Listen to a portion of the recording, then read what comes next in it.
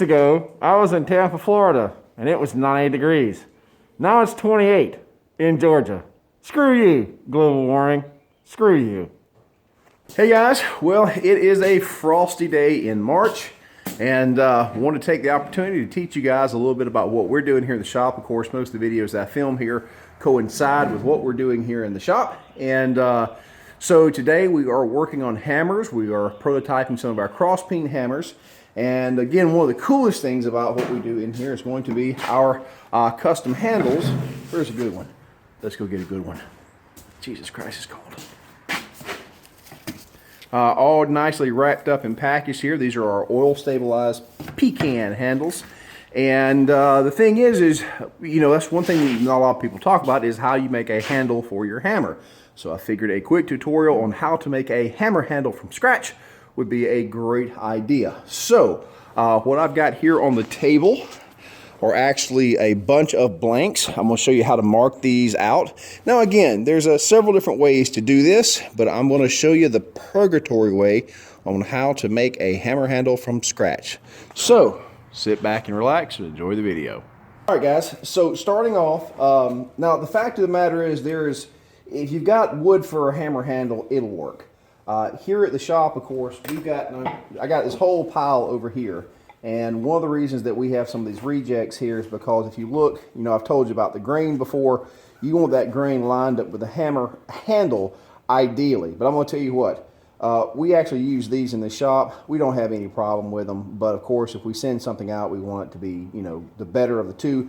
But this is not super critical. A wooden handle on there will work, especially for a lot of you guys that are just beginning. So, the way we do it, and as a good general rule of thumb, we usually cut these to 15 inches in length.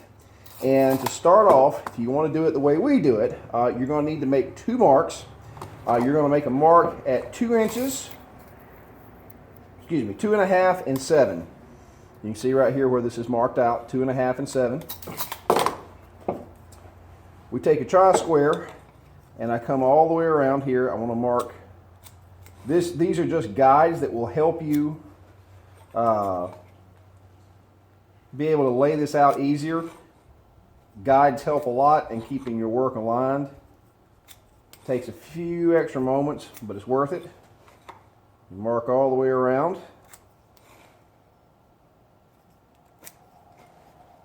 Just like that.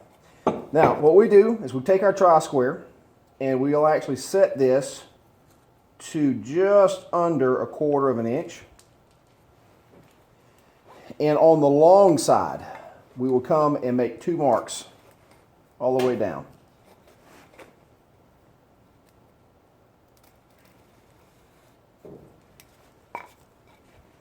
This is awfully difficult to do for the camera. But you can see we've got our 2 marks there. Now that's a little deep. I may kick that back just a little bit. Maybe I got a little much. Let's try this side. What we're doing here is we're actually marking out what's going to be the neck of the hammer handle. And I usually try to err on the thick side of the handle as opposed to the thin side. If it still looks too thick after I do that, I'll shave it down, but that won't be a problem. But see, this is marked out. Now, what I'm going to do is I'm going to go over to the sander and start carving this. You can do this by hand. You can actually come back in with a draw knife and carve this out. There's no problem with that. But, of course, we do it the quick way on the 2x72 belt sander. So let me walk over here and take care of that. You can see here I've got my lines marked out. And what I'll do is I'll fire this guy up, and I'm going to do a couple of things here. I'm not just going to go straight in. What I'm going to do is I'm actually going to have a little bit of tilt. And starting at that line, I'm going to go in at an angle. This is kind of going to give me a bit of a ramp into this area. I'll do the same thing on this side. And I'm just going to carve it on this face. I'll do it here, spin it around, and do it here. So let's fire this up.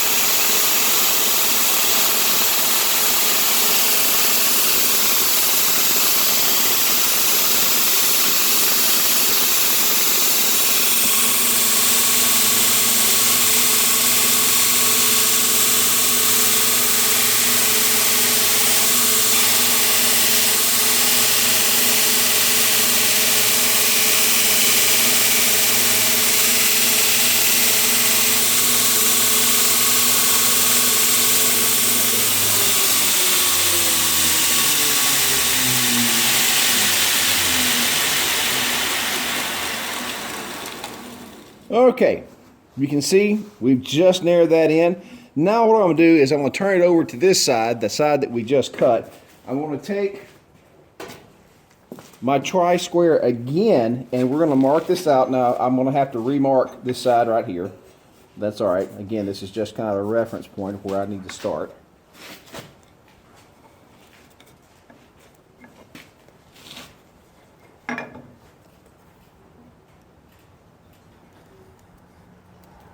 You can see this is not exactly precision work. So I take that mark right there, and here we go again. Same idea, other side.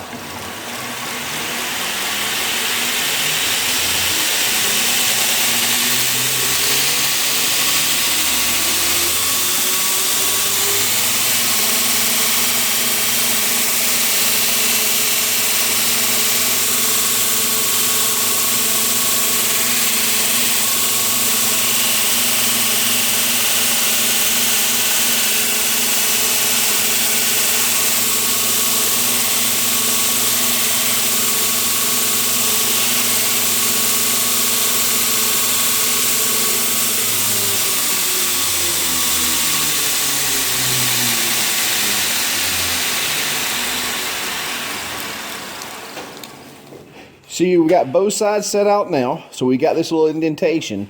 And now to actually start rounding this piece, what I'm going to do is I'm actually going to, on a 45-degree angle, actually take these edges off right here.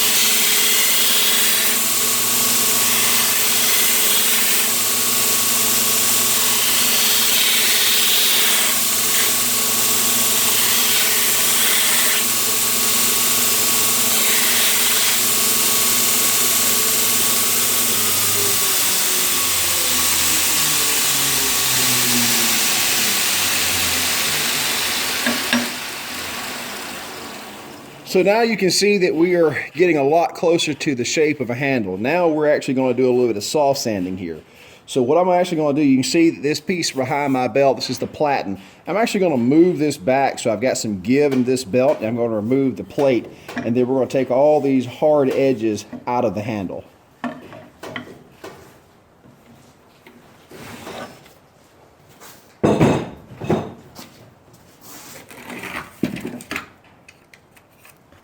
Now, if you just noticed, I was able to actually remove that rest plate without having to unbolt a bunch of stuff. That is one of the things that I absolutely love about this particular sander. You're not paying me to say this, but this is an Ameribraid sander, and I gotta tell you, I own a Beaumont, a KMG, and a Burr King, and they are all fantastic machines. I made a lot of money with them, but I gotta tell you, just the extra feature of having a separate work rest mount that can be removed very quickly is a really super nice feature. I really prefer this Ameribraid to those other ones. All right, you can see now we got a little bit of give in the belt, and now what I'm going to do is take this and actually round everything up.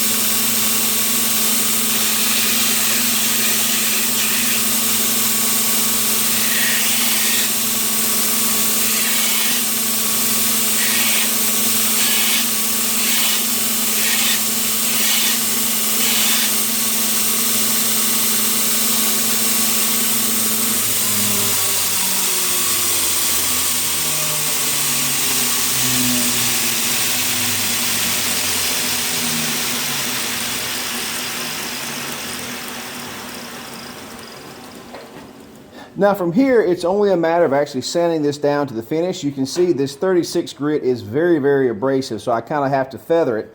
But you see we now have that nice classic shape of a hammer handle. You can end up actually carving this, shaping it a little bit, but we're in the correct shape. Now we actually use a different machine for this, which is pretty awesome, and that is a Grizzly drum and flap sander. Let's go take a look at it. This is the Grizzly drum and flap sander. It's really a specialty tool. They're about 350 bucks or so, but I'm gonna tell you, for what we do, it's super nice. So this right here is actually a pneumatic drum. It's basically a tire in here, so I've got a little bit of give, as you can see.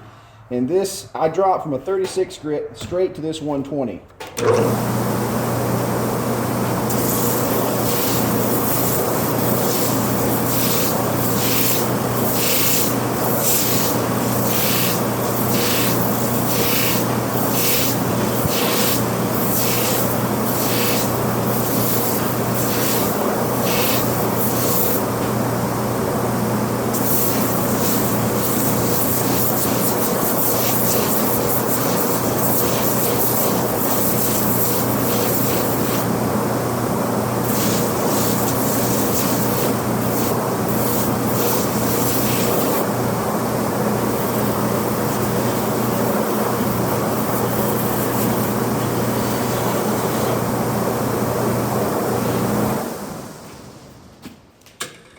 And there you go, guys. Now there's still some finishing. We usually we make these things super slick, but that right there is your new hammer handle. Now I'll show you in a later video actually how to carve this down to fit your hammerhead, but there you have a very good handle. The grain is aligned. It's in a good shape that you can shape to your own individual needs. Yeah, pretty freaking awesome. And so there you go. So guys, there's your hammer handle.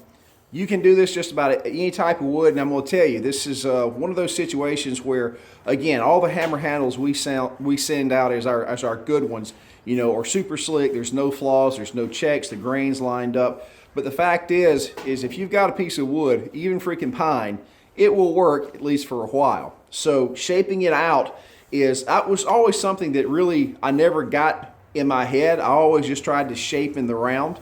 It's kind of like forging. You don't shape in the round, you shape in the square and then take off all the hard edges. But not all that difficult, and you can end up making yourself a pretty good hammer handle that easy. So guys, hope you enjoyed the video. Don't forget, we sell premium Purgatory ironwork handles on TrentandTide.com, and of course, don't forget, the book is out. Trenton's Guide to Love, Riches, and Blacksmithing, a basic blacksmith's guide. So, you guys be good. Take care.